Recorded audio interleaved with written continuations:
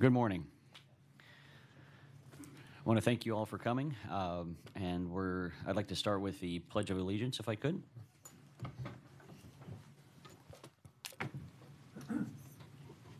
I pledge allegiance to the flag of the United States of America and to the republic for which it stands, one nation, under God, indivisible, with liberty and justice for all.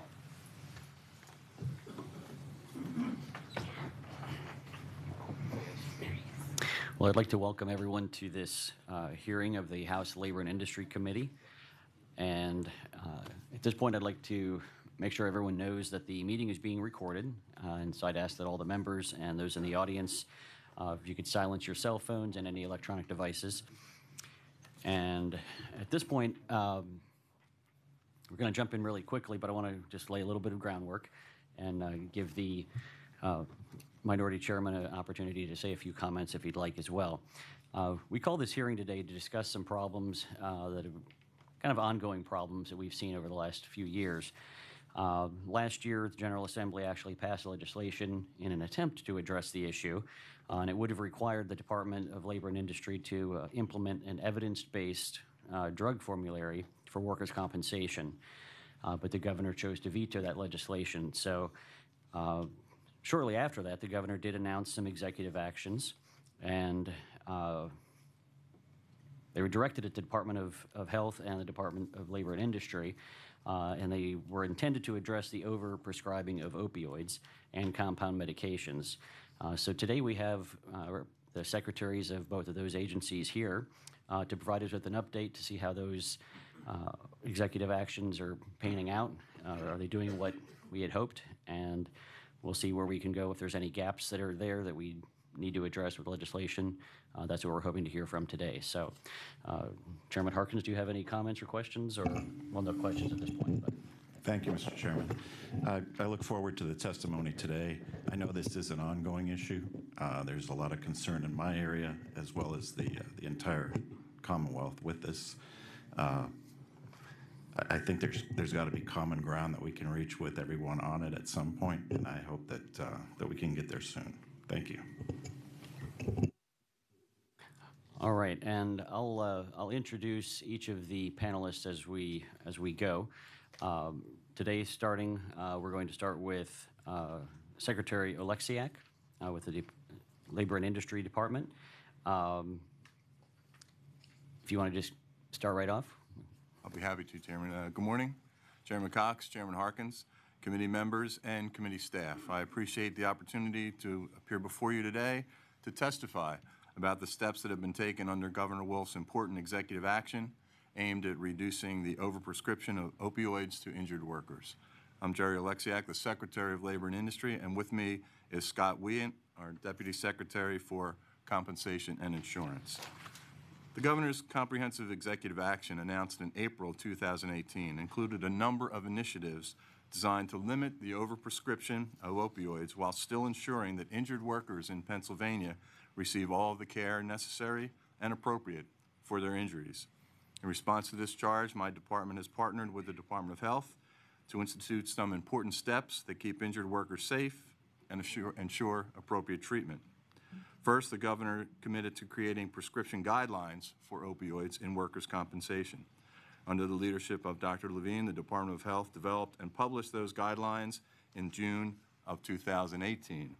I'm extremely happy to report that since the implementation of those prescribing guidelines and since the Governor's executive actions were announced, we have begun to see results.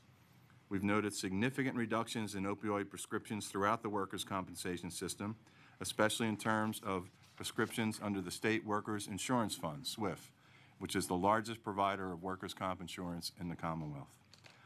Beyond those guidelines, my department has successfully partnered with the Department of Health to create a process to use the Prescription Drug Monitoring Program to monitor workers' compensation prescriptions that are submitted for medical fee review and utilization review.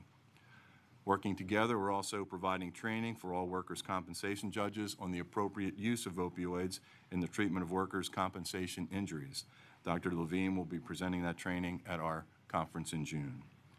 Additionally, the Bureau of Workers' Compensation in our department has partnered with Drug Free Workplace PA to provide substance abuse and opioid-related training as part of the Pennsylvania Training for Health and Safety Initiative, that's PATHS.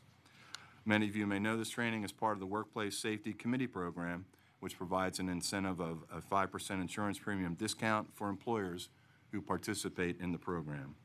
In the past year, 57 separate trainings have been held, and nearly 1,500 individuals have been trained in recognizing the signs of opioid addiction.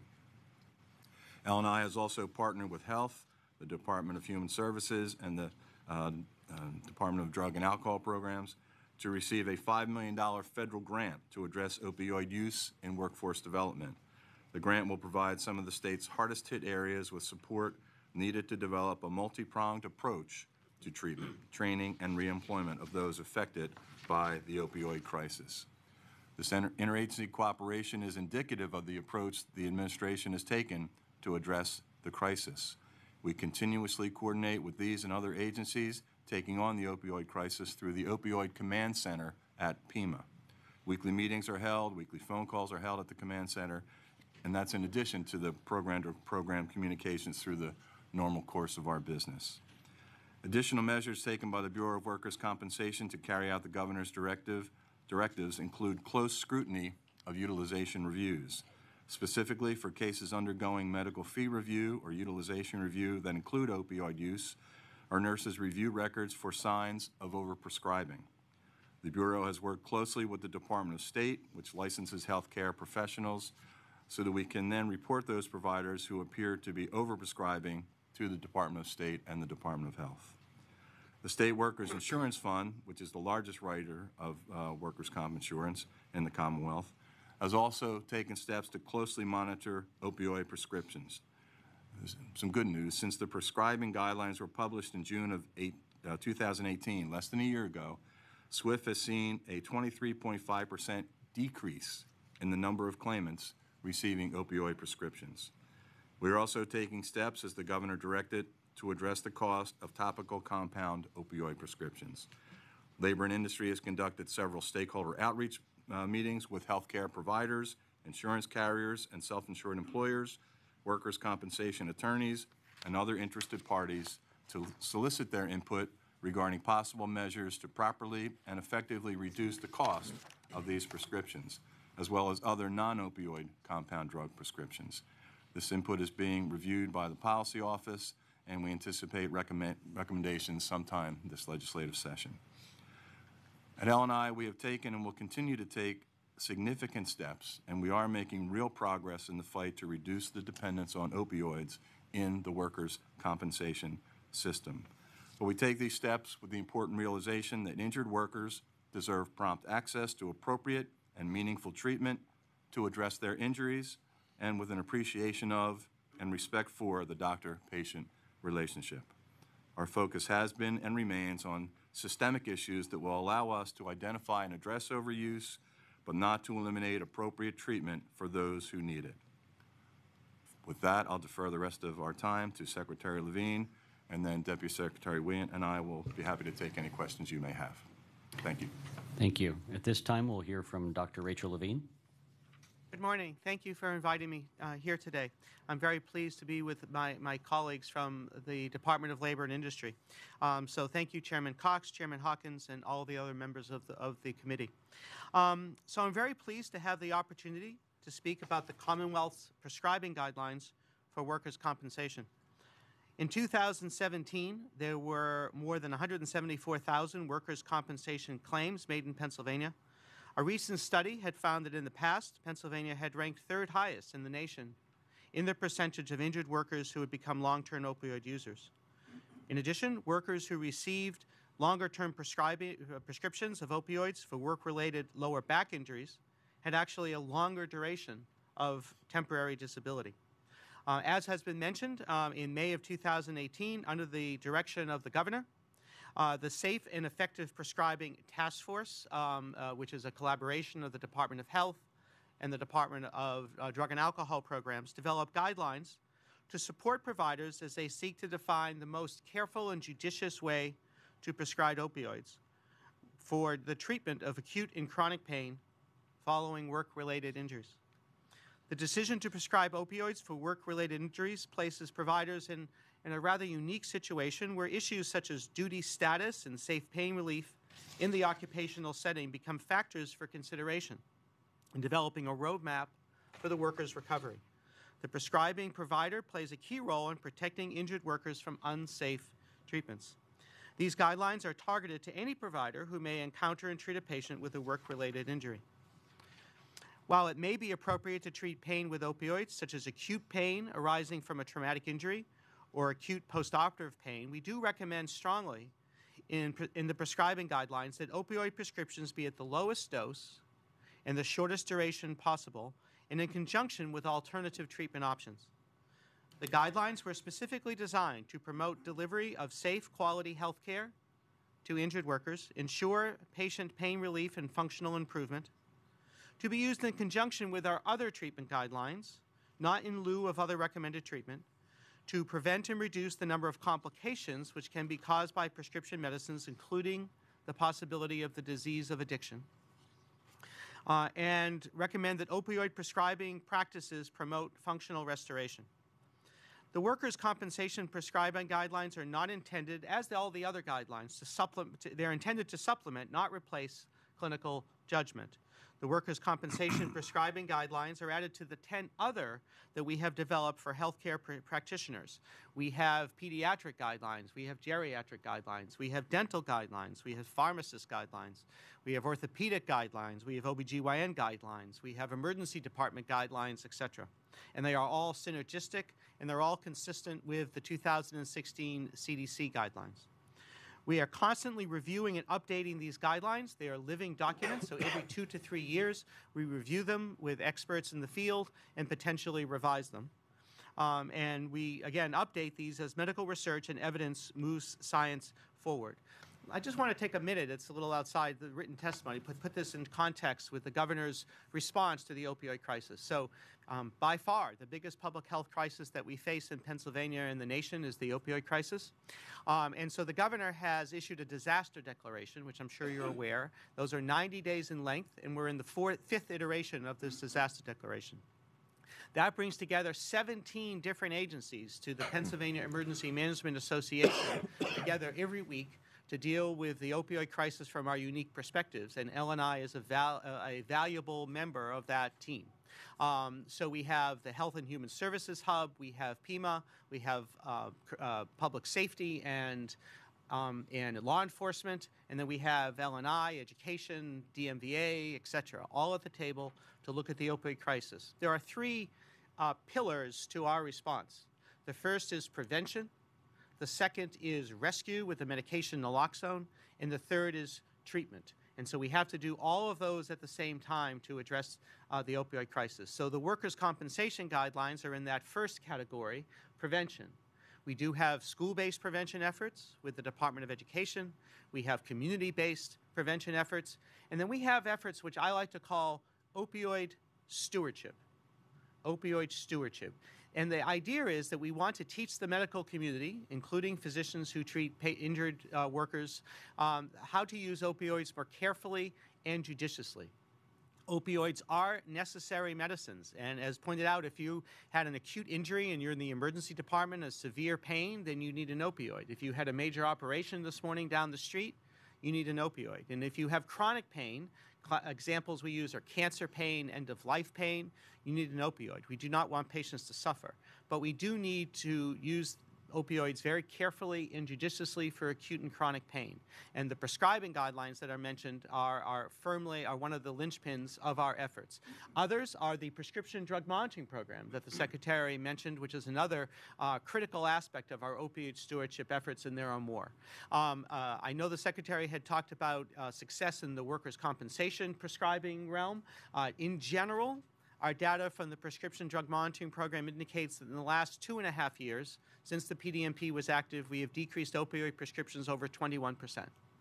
So we are making progress, and but we still have more work to do on all of these three fronts. So thank you for the opportunity to speak about these initiatives, and I'm also happy to answer any questions. Thank you. My initial reaction to the guidelines was, okay, let's see how they work. It sounds like we're hearing they're having a positive impact. The one thing we continue to hear about, though, is what I'll call price gouging. Do the guidelines do anything? Do they have any attempt to focus on some of the prescribing, or I should say the prescription price gouging and things like that? Are there things in there that attempt to at least bring that to the attention of the prescribers? So I'll let Secretary Oleksiak speak more about that. These were prescribing guidelines to educate physicians about opioid stewardship. So they do not deal with cost. Secretary? Sure. We are conscious of costs. We have part of our utilization and medical cost review that was part of the governor's executive action relates to that. We're looking closely at the cost of compound creams and related opioid creams that, we are making progress. The governor was clear in his executive order that we needed to reduce cost. We have, as I mentioned, our utilization review nurses who are looking at that.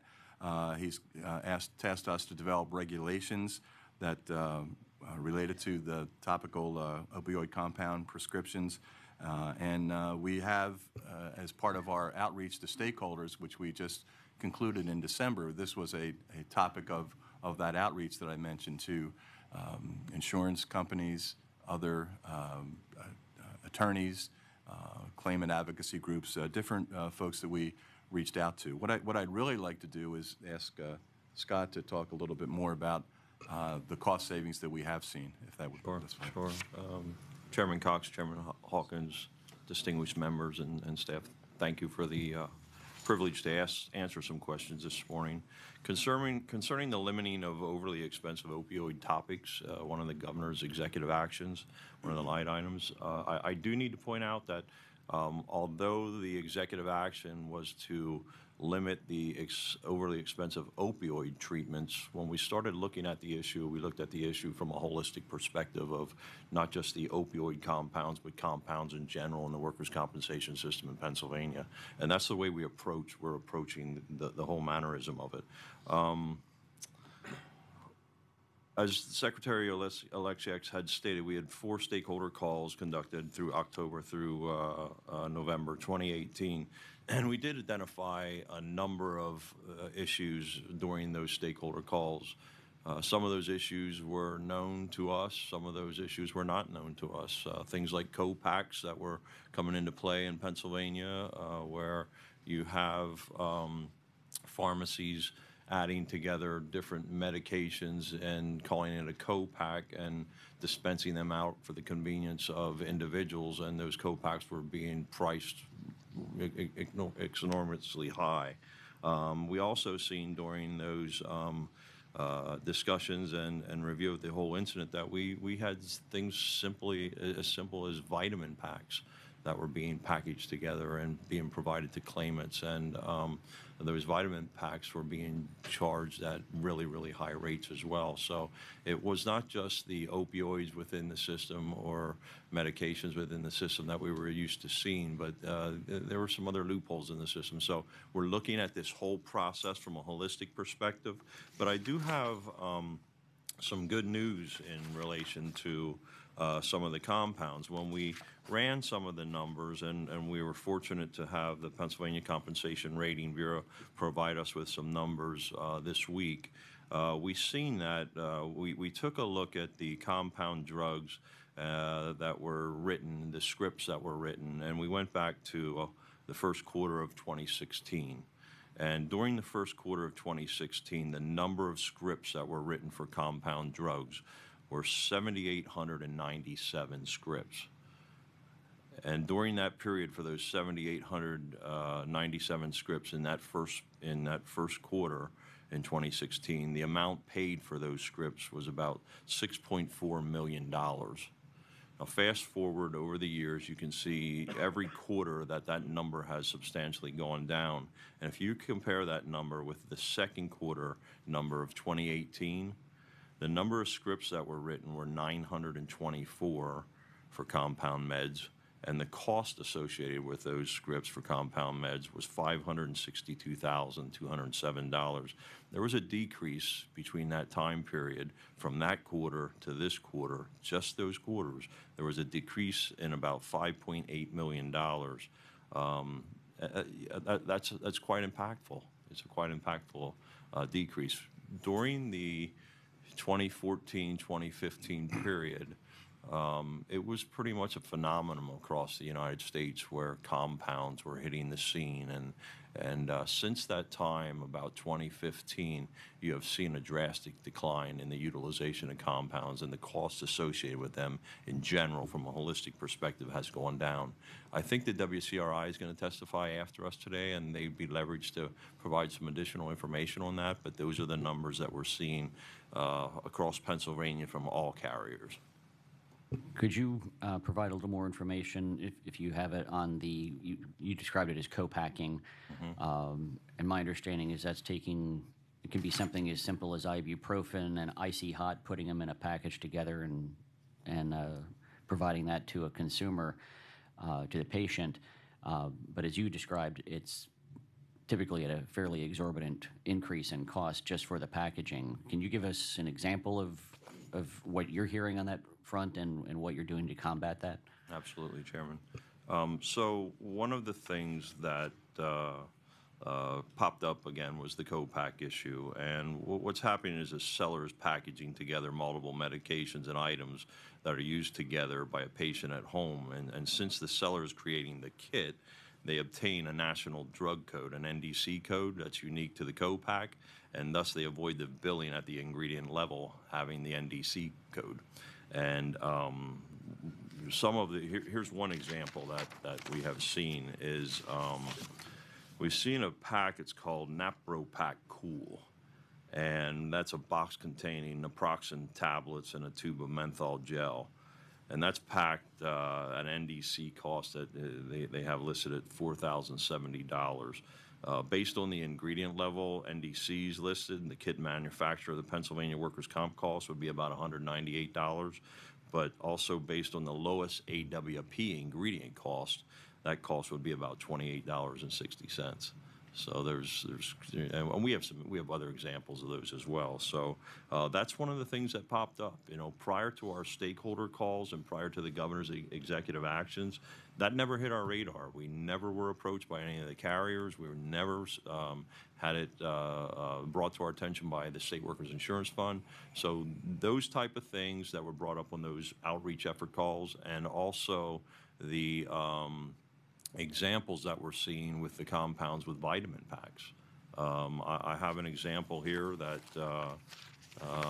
it's where they put together a COQ10. You know, I take one of those every day. You know, you go buy them at the store. They put together COQ10, put together some vitamin D and a couple other vitamins, folic acid, and they mix it. They put it all together, and they take one capsule by mouth every day. And the cost for that vitamin pill was for the 30-day supply was $2,550. And these are things that you know, if they're going to the CDC and they're retrieving their numbers, and they are actually listed as the individual manufacturer that are developing that co-pack. Right now, if those ingredients listed within that co-pack are on a drug formulary, one of the two national drug formularies that were to be considered on Senate Bill 936 would not stop those issues. So those are the type of things we're trying to look at, a broad-based picture solution to the problems that we have out there. Well, you answered the first part of my question, which was some examples, and we've heard some similar stories. What are you, how are you looking to combat that? How are you looking to prevent that from happening? I apologize. No problem. Yeah, I did hear the second part of the question. So what we're doing now is, and I think the Secretary touched a little bit on that, so we had the outreach stakeholder calls. We have communicated back and forth internally with our policy folks, policy people down in the front office.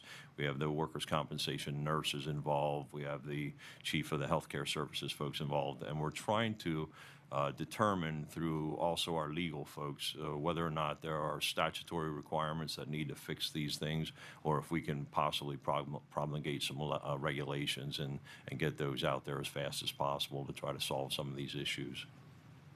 And that's where we're at right now in the process. Okay, thank you. Sure. Did you have something to add, or just No, adjusting? no, I'm Okay. just adjusting. All right. We have a question. Chairman Harkins has mentioned he does not have a question at this time, so I'll move on to Representative Mullery. Thank you, Mr. Chairman, and thank you, Secretaries, for your testimony today. Last session, when we were debating and ultimately voting on SB 936, one of my biggest concerns with that legislation was that it seemed to me that it focused on how much money it would save insurance carriers. Actually had a section in the bill that talked about the PCRB within 18 months conducting an audit to determine exactly how much savings were obtained. But there was no mandate or any mention anywhere in the bill to conduct a survey or to ascertain in any way how implementation of the formulary would have affected the quality of care received by injured workers in Pennsylvania. Now, while I completely appreciate your mission here of attempting to address the opioid epidemic in the Commonwealth, are either of you in either of your departments doing anything to address the issue of quality of care received by injured workers in Pennsylvania? Is there anything in your formula or in your procedure whereby you do any type of analysis to say, are these injured folks getting the treatment that they need? Because I could cite multiple studies, whether they're from Harvard or Stanford, that show you in some instances the best treatment that could be provided to someone is an opioid prescription. Well, thank you for the question. And as you alluded to, the administration felt there were some significant problems with Senate Bill 936. One that you just heard Deputy Secretary Wien referred to, that the issues of the overcost were not addressed. We felt that it did intrude on the doctor-patient relationship, and it could potentially get in the way of care. There weren't the opportunities to seek exceptions to the formulary that was prescribed. The formularies weren't complete. It went beyond opioid care. So there were serious issues, and so that's related to 936. But I think I can speak for all of us at L&I. Patient care, successful patient care, avoiding injuries, safety in the first place, is one of the primary focuses of our workers' comp deputy. And I can ask Scott to speak in more detail, but we are constantly working with our staff to improve safety. We have the safety committees, the PATHS training, and we're looking at the utilization review to make sure that we don't want to say no opioids, as Dr. Levine, Secretary Levine pointed out. It's in many cases the appropriate level of care. We want to make sure that the doctor-patient relationship, which is ultimately what's going to help somebody recover from their workers' comp-related injuries, is protected. I don't know, Scott, if you want to add anything. Yeah, I think I just, and being respectful of time, I just want to add one thing, is that, I don't think that at any part of this process, and I know you all are very cognizant of that as well, is that we never need to lose sight that at the end of this process and procedure, there's there's folks and real people that are walking in the shoes that these decisions impact. And, no worker, I have a background of safety in the workplace and workers' compensation. And, I've seen a lot of things over the year. I've had friends that lost their lives on the job personally, and I've seen, working in manufacturing for 20-some years prior to joining the state, I've seen people to go out, and I could tell you his name right now. Terry, just an example off the top of my head, went out and did the snow blowing at a manufacturing firm and tried to clogged the chute and lost his fingers. And the whole point is that, no worker leaves their house in the morning and says to their loved ones, hey, I'm never going to see you again, or hey, I'm going to have a tragic injury that's going to change the rest of my life. And the reality of the fact is, and Dr. Levine, Secretary Levine, testified earlier, in Pennsylvania, we have 170,000 people or so hurt on the job every year. And nobody leaves their loved ones in the morning feeling they're going to get hurt in the job, and they don't have the intention to get hurt in the job. So all of the knowledge and the facts that go into these decisions, it's always considered at the end result of how it affects these workers. I can add this, is that we just recently released our annual workers' compensation accessibility study, and that accessibility study had some very positive results. And I was curious to see this. In my mind, there was a correlation, I thought, and certainly the doctor would be able to correct me if I'm wrong here, but there's a correlation between if you start taking away opioids in the process of the treatment of some of these injured workers. When our accessibility study goes out, I was expecting a sort of decline in the satisfaction of treatment that was being provided to injured workers. We didn't see that at all. In fact, we've seen that from a 5-year period, the statistics and the satisfaction from the treatment being received by the injured workers was at its highest stage in 5 years. So that was a positive that I was happy to see. Quick question for Secretary Levine. Since you testified mostly about the guidelines, can you tell me how those guidelines are being published and disseminated to the folks that would really need to see them, whether they're healthcare providers, insurance carriers, employers, workers' compensation judges, practitioners? So first, I wanted to get back to your first question. So you're entirely correct. We want to make sure that that patients are taken care of appropriately. And so to that end, we have two new initiatives. One is we're developing patient guidelines, instructions for patients in terms of working with physicians, both in terms of acute and chronic pain. And the second is we're developing a new patient advocacy program within the Office of the Prescription Drug Monitoring Program, so that patients who feel that they have been inappropriately treated, for instance, in terms of pain, that they might be on chronic opioids and their doctor has abandoned them, which is unethical, that they can actually call that line and we'll be able to refer them and get them the care that they need. So both of those are in development. In terms of the guidelines, how they're developed is under the prescribing task force. So this task force has been in existence for probably about 5 years now, started even before our administration, and it involves content experts and other stakeholders from throughout the state. And then we will decide what guidelines we want to tackle. Again, we have 11 guidelines now. The governor had the executive order for workers' compensation guidelines. And then we pull together a committee of 15 to 20 different content experts. We have staff members who work on that. We often are led by Dr. Michael Ashburn, who's the director of the pain clinic at Penn, who helps us lead those efforts. And then we have 1,000 phone calls, and we work together to develop a consensus document. That document is voted upon by both the internal committee and then by the prescribing task force and adopted. It's then placed on our website, and we try to promulgate that through the medical community. They're all actually also taken to the Board of Medicine and the Board of Osteopathic Medicine for their consideration and their adoption or acceptance as a voluntary standard of care. So that's how we work that. Okay. Representative Mullery, if you do have additional questions after the others have gone, we're going to try to work our way through a number of members, and then if you still have questions, I'll come back to you. Is that okay? Thank you, Mr. Chairman. At this time, Representative Klunk has a question. Thank you, Mr. Chairman, and thank you, Secretaries, for joining us today. My question goes to the utilization review, the nurses who are reviewing, these cases.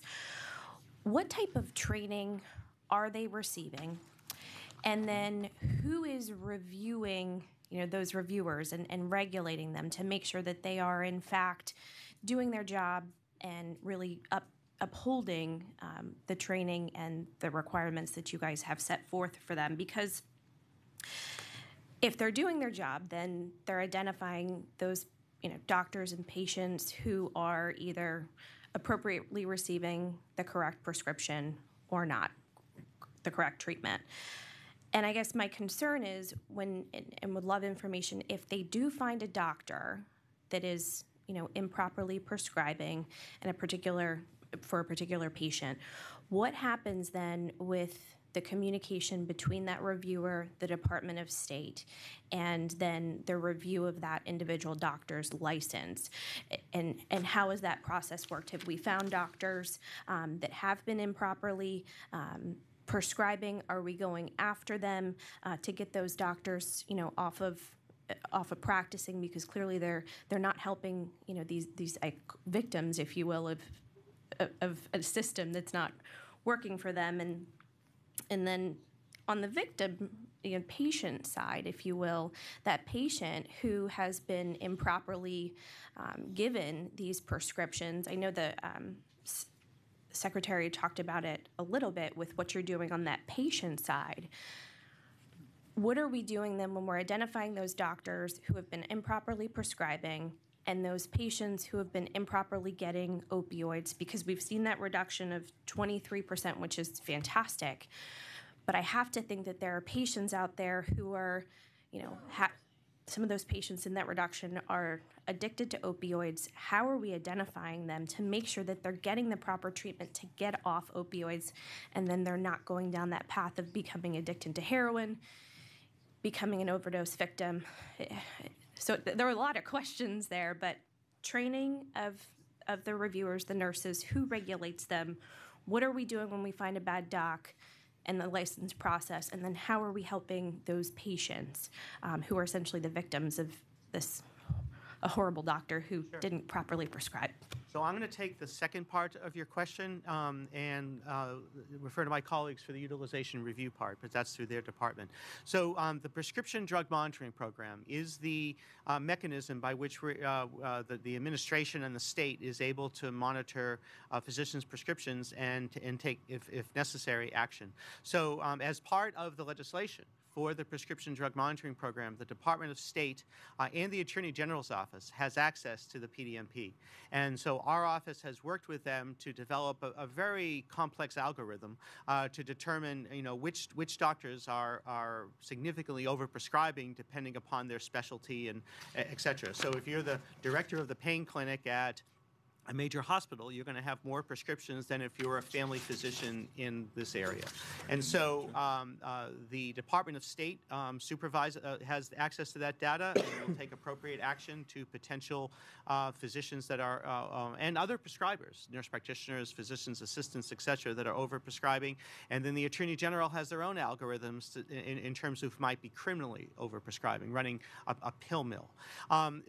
So the Department of State has a whole office dedicated to this, so that what they will do is reach out to the physicians. They will do an investigation.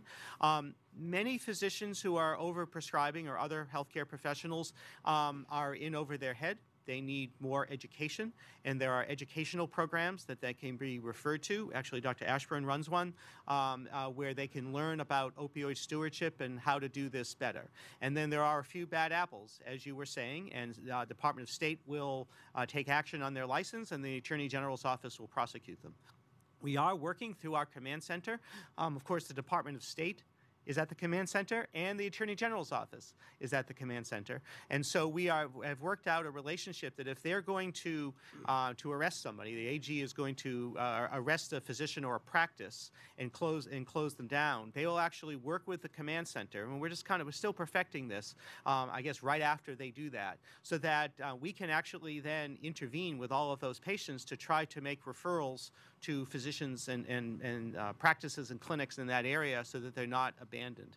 That's a very important issue, because if a patient is abandoned and they're on chronic opioids, they're much more likely to go to the street and to get heroin and then adulterated with fentanyl.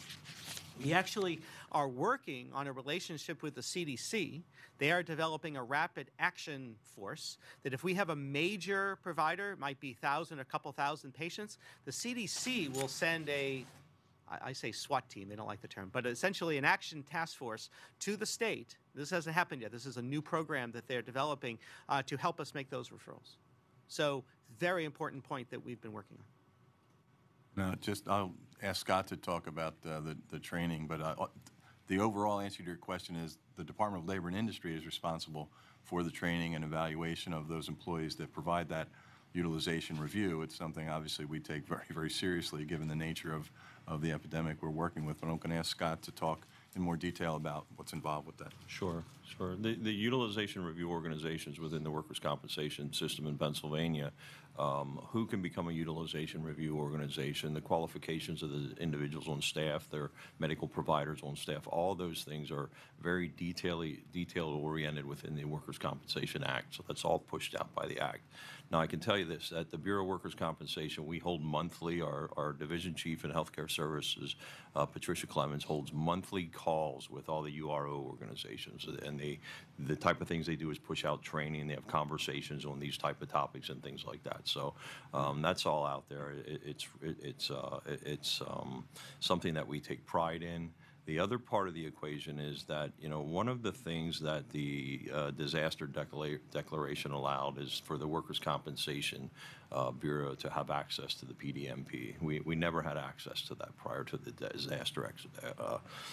disaster declaration being put in place. And what that did was that allowed us to collaborate with the Department of Health and the Department of State to put together guidelines, criteria to train our nurses within the Bureau of Workers' Compensation to say, okay, when you have a utilization review that comes into the Bureau, now we're only seeing a small number of all the claim universe in Pennsylvania, but when they come into the Bureau, now our nurses and our nurse staff have the tools and the capability to open an investigation, to look into those details, and to identify claimants that are within the system that might be having opioids overprescribed to them.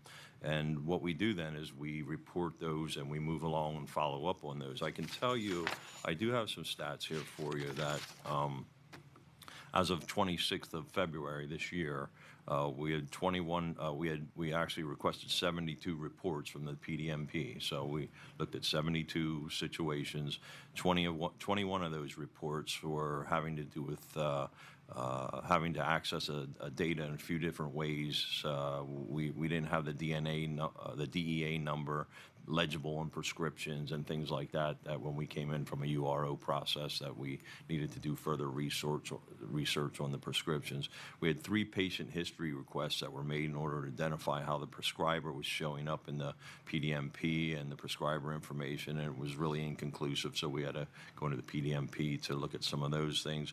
We had 1 patient history request that was made out of a concern for multiple prescribers and to verify the prescriber was actually reviewing and checking the PDMP prior to prescribing the opioids in the system. And we also had one of the additional benefits that we have discovered through the access to the PDMP was we had 11 providers that we thought were related to overprescribing. And what this did was it identified 6 pharmacies that were actually not accurately reporting workers' compensation claims based on the documentation submitted for fee review. And what I mean by that is that when a pharmacist writes a prescription and it's for workers' compensation, it's a workers' compensation claim, there's a specific code that they have to put in their system at their end. And what that does, that enables us to actually run true reports in Pennsylvania on how many opioids are being prescribed and things like that. So we've been working with the Department of Health to try to ensure that these pharmacies that are being identified that are reporting inaccurately, they might put a general code in instead of workers' comp and things like that. But that's important to us to be able to run statistics. So, so it's been very, very helpful for us. It really has. It's paid some dividends. Thank you. Our next question comes from Representative Kruger. Thank you, Mr. Chairman, and thank you, everyone, for joining us here today. I want to follow up on my colleague's line of questioning around overprescribing. We've all heard the stories of folks who went in for an injury and instead of being given a certain number of pills, were given many more pills than they would necessarily need without follow-up from the doctor. And I know there's been a number of pieces of legislation that passed the legislature with bipartisan support that the governor signed into law, and I was also glad to see his executive action last year. So I know know, Secretary Alexiak, you said that the overall prescriptions of opioids have gone down since the guidelines were published in June of last year. Do we have any data about whether overprescribing has gone down as well? I'm going to look to Dr. Levine if you have that. Anything? So you're correct. There are a number of different acts that were passed a number of years ago, so that in pediatric patients, no more than 7 days of an opioid can be prescribed, and if someone is at the emergency department, no more than 7 days can be prescribed. So those type of things are also tracked. I mean, all of the prescriptions are tracked in the prescription drug monitoring program, but we would support the legislation that was discussed, I know, in the Senate and the House last year about limiting all prescriptions to 7 days. There are some exceptions to that, patients with cancer, et cetera. So there are exceptions with the other acts as well. So we would support that. There is nothing. Our guidelines recommend not doing that, not prescribing more than 7 days for acute pain, and and using again the lowest dose for the shortest period of time. But there's no enforcement of that unless there's a pattern of overprescribing that, again, the state or the AG's office might find in the PDMP. But we do all hear stories about 30 days for wisdom teeth or things like that. And so all of our guidelines, all of our opioid stewardship efforts, I haven't mentioned all of them, but there are other efforts. We work with medical schools. We go into medical practices and do what's called academic detailing. There are a whole number of different efforts that we're working on, but it's not I can't enforce that. So we would be in favor of that type of legislation. Thank you. My understanding is that bill passed the Senate and then was not taken up for a vote in the House. Mr. Chairman, I know it wasn't referred to our committee, but maybe it's something that we can advocate for. Okay. Thank you. Thank you. Next, we have a question from Representative McKenzie. Thank you, Mr. Chair, and thank you to both of the secretaries for joining us today. It's a very important topic, the overprescribing of opioids, and we've been seeking to address it in the workers' comp space for a number of years. Obviously, there was legislation which was passed and vetoed by the governor, so I am glad to see that some action is being taken by the administration on this topic. So I guess just initially, you feel that the voluntary guidelines which have been implemented are generally being effective in helping in the overprescribing of opioids. Is that correct? So again, we have 11 guidelines, and we're writing new ones all the time. And again, we review them every 2 to 3 years and potentially revise them. I think that the guidelines, in addition to the other opioid stewardship efforts. So, for example, with legislation, we have core competencies for every graduating medical student about opioids and chronic pain, et cetera. We have the academic detailing that we've discussed, the PDMP, all of those efforts, I think are being successful. We have virtually eliminated doctor shopping in Pennsylvania with the PDMP, which was one of the primary goals, and we have decreased opioid prescribing more than 21%, and we have more work to do. At the same time, we have to be careful that patients aren't stranded, because if a patient is stranded, you can't have somebody who's been, for instance, on chronic opioids and then stop them, because that patient is dependent, potentially addicted, but certainly physiologically dependent to the opioids. If you stop it, they're going to go into withdrawal symptoms, and then they will go to the black market, and they might be seeking a pill, but that pill is been made out of fentanyl. Which can be deadly. So it is a balancing act. It'd be important not to put the guideline. I think that you can certainly inscribe the guideline process in legislation. It would be important not to put a specific guideline from a specific date in legislation. Because again, we revise them every 2 to 3 years, and it would be challenging to come to the legislature to review all 11 guidelines every 2 years. And again, we're going to have 12, next guidelines are going to be sickle cell guidelines, post-op surgical guidelines. They'll end up being 15, 20 guidelines. To take those to you all every 2 years would be challenging for us and yourself. But I think that the process could, in terms of the task force, could be inscribed in legislation. So I think that we're making a lot of progress, and we still have more work to do. Sure. Go ahead. If I could throw some numbers your way, some of the differences we've seen. We already talked about a 23.5% reduction in the number of claimants receiving opioid Again, this is comparing the last 6 months to, of 2018 to the prior year. We found a 29% reduction in the number of opioids prescribed, a 33% reduction in the cost. For all of 2017, the Pennsylvania Compensation Rating Bureau that sets the rates for insurers, they reported about 80,000 opioids prescribed worth $20.5 million.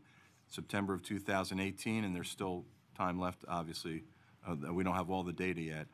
They reported about 43,000 opioids, so from 80 to 43,000, worth 10.9, so both almost cut in half. So we have seen some significant improvements since the executive action was put in place. Great. So you guys jumped into my line of questioning there a little bit. I did want to, so my question is really around the mandatory use of a guideline, because we are doing it voluntarily, it seems, and we agree that there is no silver bullet to the opioid crisis. It is going to be a number of different things actions we're going to take that are going to help this, and guidelines being one of them. And so we have implemented them now in Pennsylvania in a voluntary fashion. They seem to be having a positive impact in the overall collection of actions that we're taking. So my question is around mandatory use, and Dr. Levine hit on that. And I'm in receipt of 2 letters. One is from the Senate. Senator Don White contacted the governor back on August 7th of 2018 in response to a letter from Dr. Levine on June 18th. And she was writing to Mr. Gene Barr, President and CEO of the Chamber, Pennsylvania Chamber of Business and Industry. And Madam Secretary, you say that, to quote, it says, "Unfortunately, in the absence of legislation, we are unable to mandate use of a guideline." So would you be in support of mandating a use of a guideline? So in theory, yes. The key is in the details, of course. So again, if you put the task force in legislation, and then you mandate that what the task force comes up with is mandated as opposed to voluntary, we would be in support of.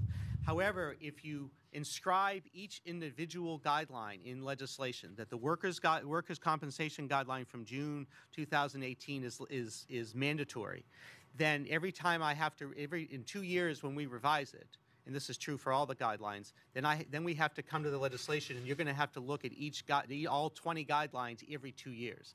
That's not, because medical practice changes, and so I think, and we've changed almost all the guidelines from originally that were in 2014, 2015, and 16. So how it's worded would be critical. So I agree with you, and my understanding is that the nationally recognized guidelines that are out there are constantly being updated. That's correct. So would you be in support of mandating the use of a guideline that is constantly being updated, such as one of those nationally recognized ones? There are national guidelines and there are state guidelines. So the national guidelines, for instance, the CDC guidelines, are pretty specific for chronic pain, by family physicians, by primary care physicians. We have actually expanded the guidelines that are location specific and specialty specific. So we would want to, the key is in the details about how it's worded and how it's implemented through the legislature. Okay, and I'll close, Mr. Chairman, but I do just want to say that, I think the idea that we are both subscribing to is the guidelines are a good practice, and so if they are voluntary and some people are utilizing them to reduce the overprescribing, it would seem logical to me that we would want all doctors to follow similar guidelines, and we would get to that end by mandating their usage here in Pennsylvania. Thank you. Our next question comes from Representative Kiefer. Thank you, Mr. Chairman, and thank you, everybody, for participating on the panel. Representative McKenzie addressed part of my question was regarding the mandatory guidelines and what kind of data you have as far as compliance and adherence to those guidelines. I know they're evolving, so it's a little, each case by case is probably more sensitive, but in general, like the teeth to those guidelines. We can have all the guidelines we want, but if they're not being adhered to, there's no enforcement component to that. So working on something that would give a little bit more teeth to it, that we could collect that kind of data, would be helpful. if this something, So we have having your no, help doing the that. Department of Health, we do not have a way of enforcing the guidelines. Of course, the Department of Health doesn't license medical practitioners. It's the Department of State that is the enforcement arm. So they would need to be brought into the conversation about how that would be done. So I think it depends on the details of how the law is written and its scope.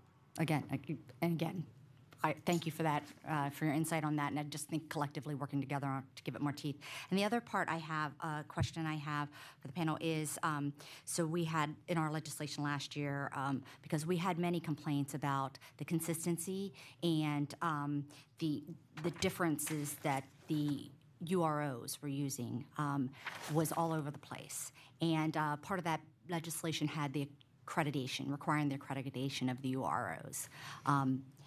Is that something that you guys could get behind, is having these UROs accredited to have some kind of standard that's there? I'm conferring with my colleague here, and I think he can speak. Sure, to that. I'm very familiar with the legislation, and I believe within the legislation it asks for the Bureau of Workers' Compensation or the department to contribute, I think it was $1.5 million towards the certification of the UROs, toward URAC certification. And there's a number of concerns we had from a budgetary perspective, but also concerns that we have from supplementing individuals, organizations within the workers' compensation system to obtain their URAC certification. One of the concerns we had was, how many new URAC organizations are going to pop up, and now because it's all being funded through the department, and how's that going to impact the entire system and the quality of the system. So I think, again, the details surrounding that whole issue is really what would push the issue forward or hold the issue up in our eyes at the department. But there's no question that URAC certification is a certification that's recognized throughout the country as a standard for utilization review organizations, and it would not be a deterrent for the process in Pennsylvania. For sure. Other states do use it, and they do Absolutely. not subsidize it. So it's an accreditation you have to come to the table with. So, Yep. okay, thank you. Welcome. Our next question is from Representative Dush.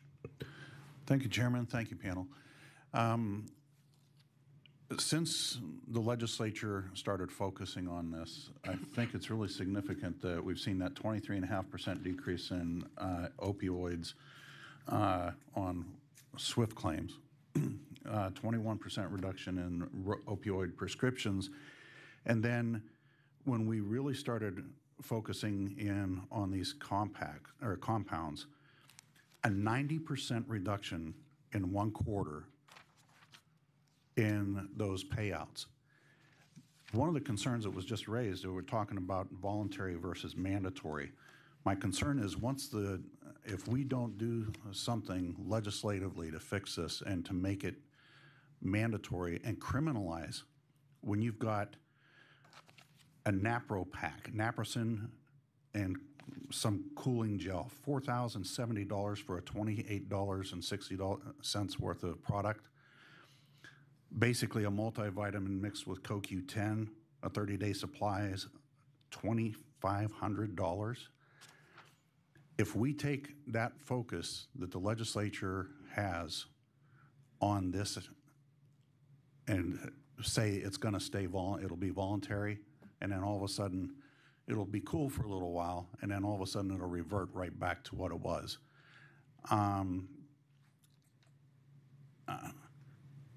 Secretary Alexiak and Scott, you both alluded to recommendations that you're planning on making. What are the teeth that you're looking at? And I'd also like to see some of the reports, Scott, that you received lately. I'd like to get us copies of those as well. Certainly. But what are you looking at to give teeth so that we can get the Attorney General's office and other law enforcement focusing in on these people who have not just a client relationship as an attorney or as a medical practitioner, but also whenever they start prescribing, they're prescribing their own particular formularies? We've taken the input that we have gotten from the stakeholders that we have reached out to. The Governor's Policy Office is looking at that. That's where the recommendations will come from, as Scott alluded to, whether it's recommendations for legislation, recommendations for regulation. We are ready to enforce whatever we are told to enforce as a regulatory agency.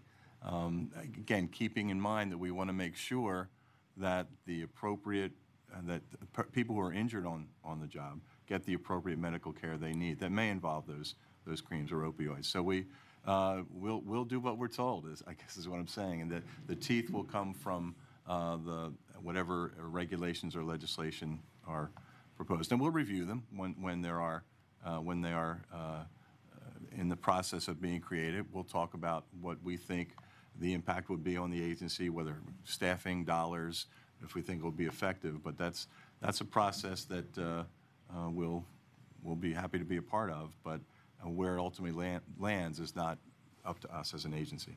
I understand that, and I know it's been mentioned before, there's not a single person up here on either side of the aisle or even out here in the audience that I'm aware of that wants to see patient care reduced.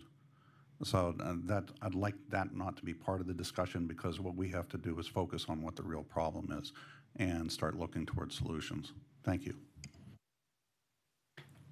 And coming back around for our second round of questions, we have Representative Mullery.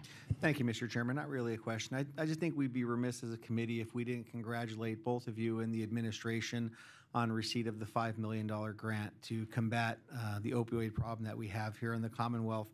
And I need to give a brief shout out. In my district, I have Luzerne County Community College, and they are establishing a first-of-its-kind program where they will be granting human service degrees to those who will be treating our constituents who are suffering this opioid epidemic, and these new students will receive certificates in recovery specialties. The administration has been out. They fully support it. If either of you or anybody on your staffs would like to have more information about it, please feel free to reach out to me, because I'm making a pitch for some of that $5 million. All right. Thank you very much for your testimony today. If I could just add, it wasn't just our agencies, DHS, DDAP, there were several agencies involved in this as well. Thank you. Our next question is from Representative Kiefer. Thank you. I just want one more question. A lot of my going through all of this, I look at it and say, are we reinventing the wheel here?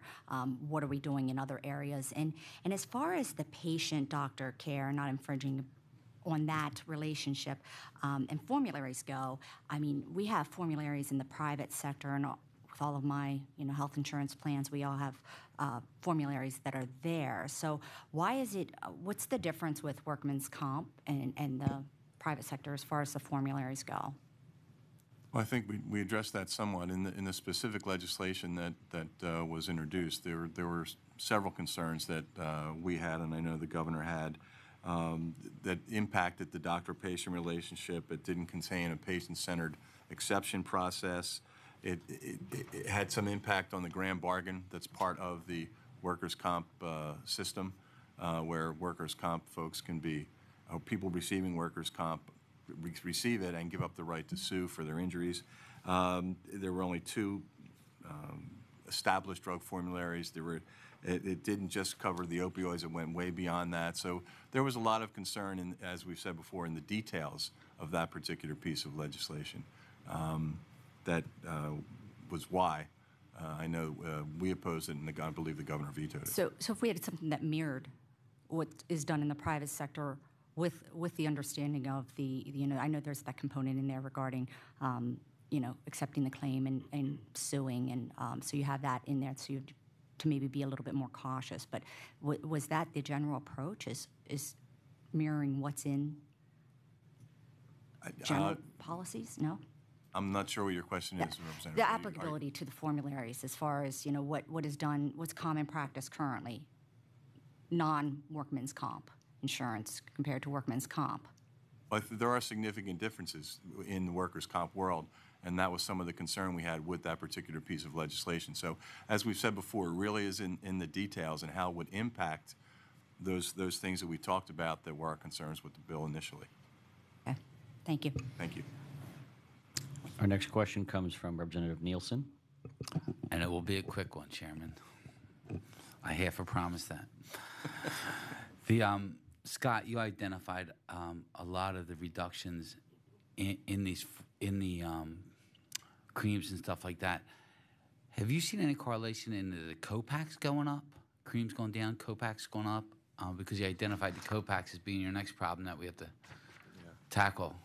Yeah, that's a really good question. So it seems like, my staff, they often talk about the game that your children play at the beach when these things pop up and you hit them in the head and another one pops up and you hit them in the head and hit them in the head. And, when we're sitting down and we're having the discussions and trying to solve the compound issue from a holistic perspective, those are the kind of the questions that we have and the vision we're trying to put forth to try to solve a problem, so we're not constantly having to hit another head with suggested legislation or regulations. And those are exactly the type of issues that we look at. We are seeing not a drastic rise in the co-packs at this time. We're just wondering in our eyes whether or not that's going to be the next thing that sweeps across. But we are seeing a drastic reduction in the compounds that are being written. But that's something that you regulate and you examine. I mean, Representative McKenzie and I have been at the department, and I mean, that's something quarterly that the department looks at constantly to see where usage is, where it's not, and where we can save money for the department while still taking care of the hurt workers. I mean, that was there when I was there, and I mean, I'm not going to say I was there decades ago, but I mean, it was been a little while. Yeah. McKenzie followed me up, and now you guys are following us up, all right? That's how it goes. Yeah. And so, I mean, that's something that we've always looked at as a department, and I think that should be, you talked about here because it's something that you go through on a monthly schedule and look at every single thing. Yeah, we do. And we have, since we have access to the PDMP, we have a regular process in place within our healthcare services division to flags go up when we see things like this now. Our staff are trained. They're trained to see unusual dispensing, whether it be in the opioid world or whether it be the compound world. And, like I said, we identified the vitamin issues now and the co-pack issues. So our staff are trained. They're on top of it. Thank you, Scott. Madam Secretary, we keep on hearing mandatory. Is there a group that's not participating in these guidelines? Because right now it's voluntary. You come up with these guidelines and all. I keep on hearing to people, well, we should put a mandatory task for mandatory. Is there someone that's not working with you? So like a group, an individual group, or someone who's saying, hey, no, we're not doing that? I mean, because it sounds like a lot of cooperation from a lot of people here. So really, the process has been very collaborative. So again, under the prescribing task force, we'll pick a topic. For instance, the next one we're working on is sickle cell pain guidelines for acute and chronic pain. And then we pull together content experts from throughout the state. And we have many phone calls, and we develop over about 3 months a consensus document that we review. It's reviewed by the governor's office, and that is formalized. And then we take it to the board. So we would take that to the Board of Medicine, the Board of Osteopathic Medicine, et cetera, for their affirmation and acceptance. The issue is that it is establishing a voluntary standard of care. And someone had mentioned I don't have an enforcement mechanism for that guideline. There is no specific group that is not following guidelines, but we do still hear at times of overprescribing, and so we want to get to the root of that. But that wouldn't be your department, as you identified earlier in your testimony here today. That would be the Attorney General's and the Department of State would collaboratively work on. Nothing that we do legislatively would prevent that or make that that happens automatically. So that happens automatically. It was actually part of the Prescription Drug Monitoring Program legislation, is that the Department of State would have access and the Attorney General's office would have access. And we collaborate with them, and they're of course, the licensing enforcement arm and the legal enforcement arm. Well, thank you so much for all your testimony here today and further educating us all on this issue. Thank you, Mr. Chairman. And we we are winding down on the time, so I'm going to ask that these next two will be our last. Representative Dush, a brief question. Thank you. Secretary Levine, you said that we were third worst in the nation on opioid-addicted workers' compensation. I'd like to know where we are now, and then also some clarification on your remarks about location-specific guidelines. Why are we doing those? Sure. So the article was published in 2017, and I am not aware of a more recent publication. Well, I can put a little more context on that. I know the WCRI is going to be testifying right after us, and that was actually their data and their study that came out with those numbers. So, but very briefly, I look at that, and I've had the privilege to testify before this group last year, I think, on the same topic. And after I left and I heard the number, the third worst in the nation, and I sit on the WCRI Pennsylvania Advisory Committee, and we talk about these things multiple times a year. And when you look at the study that's out there on the longer-term dispensing of opioids and the statistics that are out there, that study was based on a study, I believe, of only 26 states. It's not the whole nation, so it's 26 states. And when I look at that study, it's based on opioids that were within the first 3 months after the injury, had 3 or more script fills within that first 3 months. So there were actually 2 states that were worse than Pennsylvania. But then there were also 4 states that were tied at 9% for Pennsylvania. So there were 6 states out of those 26 states that were like even with Pennsylvania or worse. So when you say it's like the third worst in the nation, you have to put that context on that. So just a little clarification.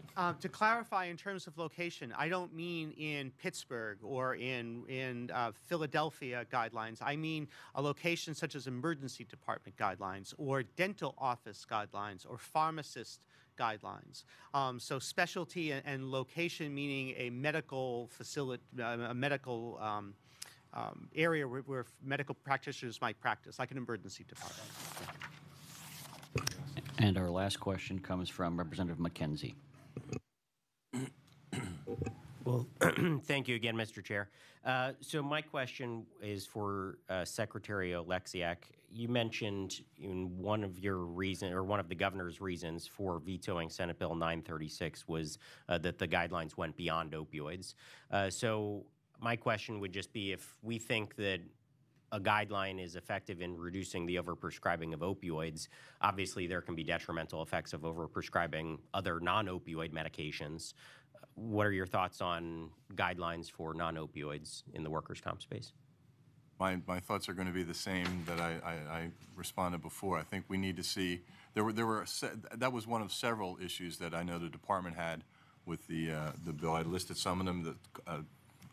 Scott mentioned the cost factor that was all absorbed by the workers' comp system. So we would have to look at the details to see specifically what's involved and make a decision based on those details. Okay. Well, I'll just, since I am the final questioner, I'll just close with a more general question for both of you. Secretary Levine, you and I have had the pleasure of working on the Maternal Mortality Review Committee together. I appreciate all your work on that. Secretary Oleksiak, I serve with you on the Workforce Development Board, and we do good work there. So obviously we can have a collaborative relationship between the legislature and the administration. And so my question to you is publicly, would both of you commit to continuing to work on legislation to address this issue? I share Secretary Levine's feeling or sentiment that unfortunately we have not addressed this in legislation. I think we can do a better effort if we do work collaboratively and come up with legislation. So would the two of you be willing to work with me on legislation to continue to address this problem and actually come up with something for this legislative session? Every opportunity I have to testify, I say that to whatever the committee is. We are always at the department ready and willing to talk to any legislator about potential legislation. We do follow the dictates of, I work for the governor, so we aren't going to go rogue, but we will certainly work with any legislator that has ideas. Department of Health is all about collaboration, and we're very pleased to collaborate with you. Great. So I'll have my office follow up with both of you, and we'll schedule a meeting where the three of us can get together to start working on that legislation. Thank you. And I'll leave out the word mandate, too. All right. Again, I thank all of you for your time today in testifying, and thank you. We appreciate your willingness to come today. Thank you. Thank you.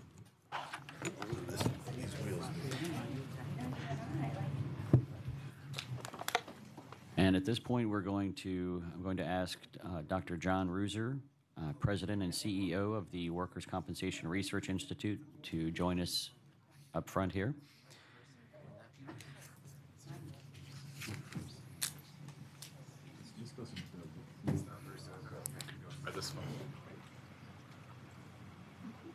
Dr. Reuser is here to provide an update on some research data about prescribing in Pennsylvania's workers' comp system.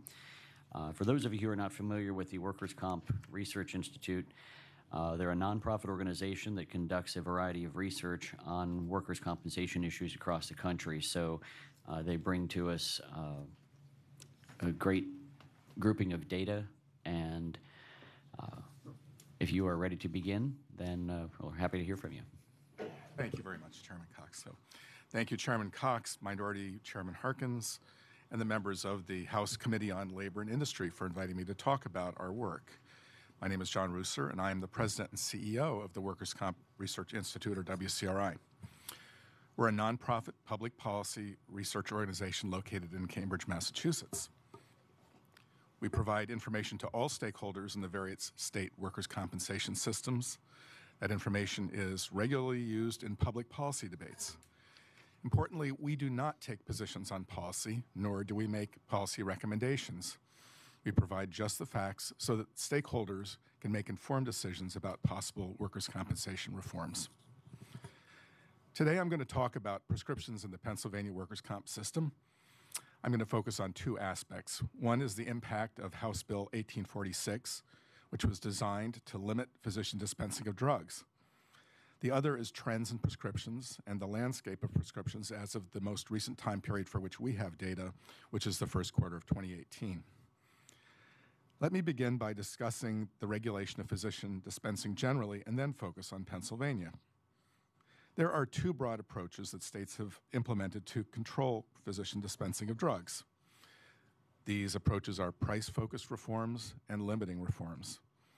Under price-focused reforms, physician dispensers may dispense drugs, but only at prices related to average wholesale price of the original National Drug Code, or NDC, of the drug. Limiting reforms limit the type of drugs that physicians can dispense or limit the dispensing to short time periods. A number of states, including California and Illinois, regulated physician dispensing by means of price reforms.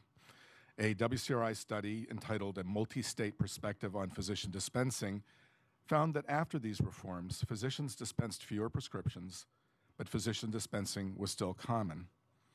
The study also found that the prices paid to physicians for common drugs decreased substantially after the reforms in most states.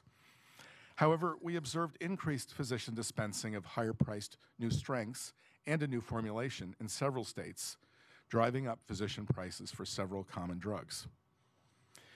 In contrast to the reforms in other states, Pennsylvania's HB 1846, which was effective at the end of 2014, combined both price and limiting reforms. Under the bill, reimbursement cannot exceed 110% of the average wholesale price of the original manufacturer's National Drug Code used in the repackaging process. That is the price regulation component of the bill. In addition, the bill stipulated that there would be no reimbursement to a physician for dispensing over-the-counter strength drugs, while physician dispensing of DEA Schedule II drugs, such as Vicodin and Percocet, was limited to a short fill, and physician dispensing of all other prescription strength drugs was limited to a 30-day supply. These were the limiting reforms of the bill. At the request of the Pennsylvania Workers' Compensation Advisory Council, last year, WCRI conducted a study of the impact of HB 1846. We compared prescription data for 2 years before the bill became effective, that is 2013 and 2014, to the 2 years afterwards, that is 2015 and 2016. We looked at prescriptions filled each year that were filled within the first 2 years after the injury. What we found was that fewer prescriptions were dispensed by physicians after the bill became effective, and the prices paid to physicians dropped after the reforms went into effect. So please refer to Figure 1, which is in the copy of my written testimony and also on the screen. So what we see is that 1 in 3 prescriptions were physician dispensed pre-reform, while only 1 in 10 prescriptions were physician dispensed after the reform. Further, physician dispensing accounted for around 50% of prescription drug costs before the reform, but only 4% afterwards. Finally, not in the slide, prices paid to physicians for common drugs decreased by 15 to 81% after the reforms. Looking beyond just physician dispensing, we found that fewer prescriptions overall were dispensed after the reform, and drug costs per worker decreased among Pennsylvania injured workers receiving medical care. However, the emergence of some new pharmacies moderated the price reductions from the physician dispensing reforms. These new pharmacies disproportionately dispensed expensive compound drugs, over-the-counter topical analgesics, and new strength drugs. Compound drugs are created by mixing individual ingredients together, generally forming into a topical cream. And focusing specifically on these, we saw that the share of prescription costs associated or accounted for by these drugs quadrupled around the time of the physician dispensing reforms. And you can see that in this slide here. So whereas in 2013, only 8% of all prescription payments were for compounding, that share increased to 43% in 2015 before dropping back to 31% in 2016. The growth in compounding was fueled by the new pharmacies that dispensed compounds more frequently than existing pharmacies. But importantly, data that I will mention shortly indicate that compounding is no longer a significant share of prescription costs. Our report on physician dispensing stopped with 2016 data. It is important to know what has happened in Pennsylvania since that time. The data that I'm going to present to you now are unpublished and preliminary.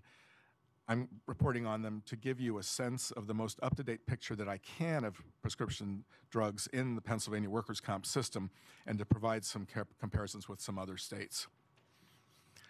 We measured prescription payment shares for groups of drugs, therapeutic groups of drugs, for prescriptions filled each quarter within the first 3 years post-injury. We measured the payment shares quarterly from the last quarter of 2014, so just before the passage of the physician dispensing bill, up to the first quarter of 2018, the last quarter for which we have current data. Over this time period, there was a change in which drug group had the highest share of prescription payments. While compounds had a high share of all prescription payments early in the time period, that share has dropped substantially in recent quarters. As of the first quarter of 2018, compounds accounted for 7% of all prescription payments. And the recent Pennsylvania experience with compounds is not unique. Compounding has dropped in all states where it has accounted for a significant share in past years. As compounds began to decline, the share of all payments accounted for dermatologicals began to increase.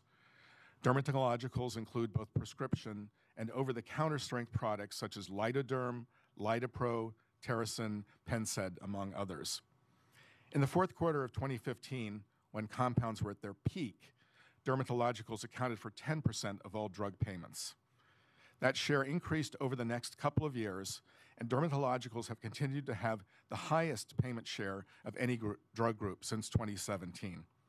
In the most recent quarter for which we have data, dermatologicals were 1/3 of all prescription payments. These dermatologicals are often dispensed by the new pharmacies that previously engaged in dispensing compounding or compounds. Like its experience with compounding, Pennsylvania's experience with dermatologicals is not unique. Dermatologicals account for a growing share of drug payments in a number of states, most notably Delaware. And also note that our peer organization, the California Workers' Comp Institute, recently reported on the growth of dermatologicals in California. In our data, we see that dermatologicals accounted for more than 20% of prescription shares in 11 of 27 study states in the first quarter of 2018. Pennsylvania and many states have been taking steps to reduce the dispensing of opioids, both in workers' compensation and in the general health system. These steps are reflected in the declining shares of payments for opioids in all 27 states that we studied, including Pennsylvania. In Pennsylvania, opioids accounted for 16 to 17% of all prescription payments in the first half of 2015. That share has dropped to 10 to 11% in the first half of 2018. In sum, HB 1846 substantially reduced physician dispensing, but new pharmacies appeared coincident with the bill that first dispensed compounds and now dispense dermatologicals. In the most recent data available to us, dermatologicals account for the highest share of prescription payments, while the payment for compounds has dropped substantially. The payment shares for opioids has also dropped, reflecting measures to control opioid prescribing. Thank you to the committee for this opportunity to share our research findings, and I look forward to addressing your questions. Thank you. You packed quite a bit of information in a very short period of time. The question I have is kind of continuing from the prior discussion. I was curious to know if your research included or will begin to include, if it's not already in, the co-packing of the various items. Is that something you're looking into or you're seeing in other states as well? So, yeah, Deputy Secretary, we had mentioned the co-packing. Again, our data are only through the first quarter of 2018. We looked into the data. We did see instances of co-packs, convenience packs, in Pennsylvania and as well in other states. They are relatively rare in the data that we have for all the states. However, when we see them, indeed, they are quite expensive. Okay. Chairman Harkins?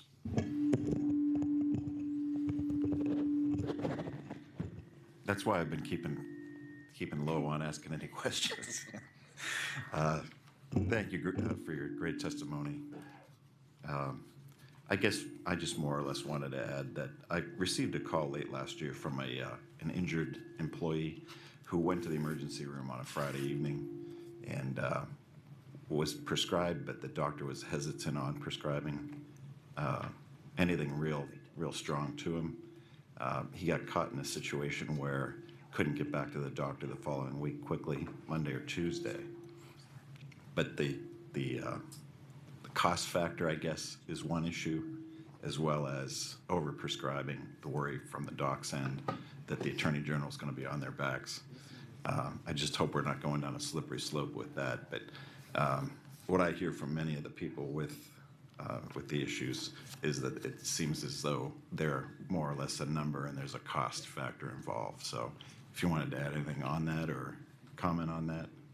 Well, I mentioned the cost numbers that we had seen. They're the easiest things to see in claims data, which is the data that we frequently work with. But there is much more than just the cost. There is, in fact, the patient experience and the outcome of the injured workers. And those are much harder to see in claims data that do tend to focus on the services that are delivered and the prices associated with those. I would like to think that costs, however, are correlated with worker outcomes. If you get an injured worker back to work sooner, presumably the costs of the claim are going to be lower. I agree with that, and I appreciate that. I just, again, hope we don't lose sight of the injured worker for the sake of cost. That's it for the day.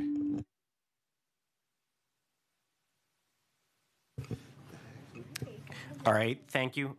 Next, we have Chairman Dush, or Representative Dush. I'm sitting in for Chairman Cox while he's out for a moment.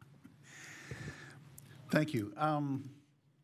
John, I appreciate your testimony, and you brought some very interesting things that kind of correlate with what Deputy Secretary Weyant had brought up in terms of the whack-a-mole kind of thing here. Every time we target something that these people who should be taking care of either their attorney clients or physicians as clients, they're taking advantage of their position, and this should be something that would fall under RICO as far as I'm concerned. Are there any states out there that have any kind of enforcement bills that would prevent this kind of stuff where you go after one part of it and then they shift their target, these new formularies, are there any states that are doing anything that is effective? Well, states vary in terms of whether or not they have a mandatory drug formulary or not, and they also vary, as it turns out, on whether or not they address some of these new phenomena like dermatologicals. And so let me give one example. One of the most significant dermatologicals in Pennsylvania is a diclofenac solution, which is Voltaren is the brand name. It's a non-steroidal anti-inflammatory drug. And in Texas, the diclofenac is a no drug, so it's you have to get prior approval before you use it. However, in the California formulary, it's not a no drug. You don't have to get prior approval to use it. So even in different states, when you look at their drug formularies, where they have drug formularies, they can differ about this particular drug and others. Is there any kind of a clearinghouse as to where the legislation is being effective, and specific types of legislation from one state to another? So I guess the answer is I don't know of a study that has done a comparative study of the different drug formularies to ascertain which are more effective than others. The drug formularies tend to be fairly new, and so it takes some period of time to put together the data to analyze those impacts. Thank you. Next, we're going to go to Representative Nielsen. Thank you, Chairman McKenzie. I appreciate that. Thank you for your testimony here today. And your stats, are they focusing in just really on workers' comp, or do you have other reports that you may be able to share with the committee for general medicine? As far as, because here in Pennsylvania, we have a problem, and I'm from Philadelphia, so my problem usually shines a little more than everyone else's because of the population. And we want to make sure that we can do everything possible across the board. Do you have anything to go with that? Because the reason I asked general medicine is kind of personal to me, because I have a 17-year-old who got hurt playing sports. And of course, you know, his answer, some of the answers that we've gotten from the specialists we went to was do this, do that, and this. And we're trying to seek that out. So not to, I mean, at 17-year-olds, he has a ruptured disc. It's not going to fix unless surgery. So we're trying to avoid surgery and everything else. But I mean, he's taking Motrin, like pretty heavy, because we won't let him take anything else. But it's a scary thought as a parent. So it's something that we're trying to keep a close eye on, because it's so easy for these kids to get, and we're losing a generation here. Although we're talking about hurt workers today, we're losing a generation to these opioids from sports injuries and stuff like that, just getting hurt at home. How about your numbers? Do you have numbers on both? So the short answer is no. We focus solely on workers' compensation insurance. Our data are based on data feeds from the payers, from the third-party administrators, from pharmacy benefits managers and the like, all in workers' comp. Because it's like, although we see a decline here, we might be seeing an upcline there because they might not be going through the workers' comp system. That's because I'm a construction worker. I'm in a construction background. And what we've seen was we actually hired someone to take care of this problem full-time, to take care of all the union members there, so they have someone to go turn to, because after workers' comp, that's where they seem to be shifting into the heroin end and all, because they no longer have access to this stuff. So we're trying to look at it and combat it in a few different directions, because even though they're not shown on here, they're going to be shown on there. And that's why I was hoping maybe you could enlighten us a little bit on that. The only thing I could observe is that many of the guidelines are outside of workers' comp too. So there's CDC guidelines, and many state guidelines are not just specific to workers' compensation. They're focused on opioids more generally, and we see their impact in workers' comp because that's our focus. But hopefully they're being seen outside of the workers' comp system as well. Thank you again for taking the time and testimony today. Thank you, Chairman. Chairman McKenzie, thank you. Thank you, Representative Nielsen. Next, we're going to go to Representative Kiefer. Thank you, Representative McKenzie. And thank you for participating on the panel.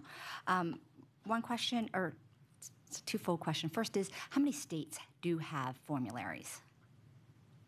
Drug formulas. You know, I'm going to have to pass on that question. I'll be happy to get you the answer. I just don't have it right at my fingertips. It's if I hazard a guess, it's going to be wrong. But okay. It's certainly not the majority of states. Okay. And have you done any study or have any statistics of what is the impact? What has the impact been in general terms on the patient nurse-doctor relationship, the impact of those formularies on that relationship?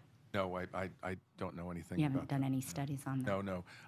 As I said, a lot of the claims data focus on the delivery of services, on the prices of those services, so it's hard to see things like the patient-doctor relationship.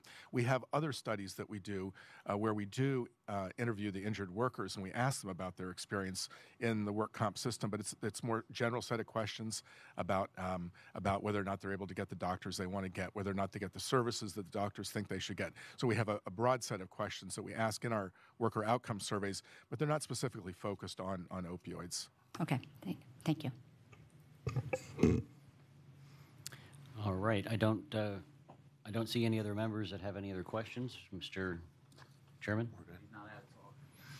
My mic's bad. All right, he broke his microphone, so we're not going to let him say anything else. Well, again, I do thank you for taking the time to come here and provide us with the information. Very valuable data. As I said, you packed a lot of information into a very short presentation. But again, thank you for traveling here and sharing the data with us, and we look forward to updates in the future. Thank you. And with that, this hearing is adjourned.